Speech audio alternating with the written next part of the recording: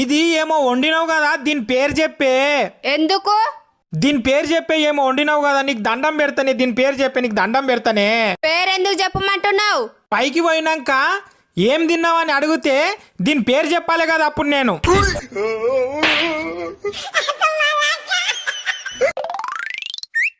వామ్మో.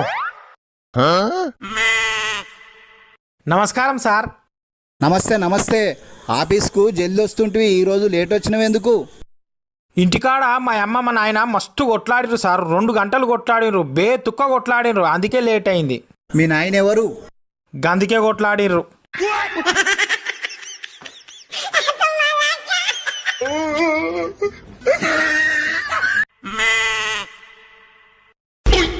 బావా, చెప్పు బుజ్జి.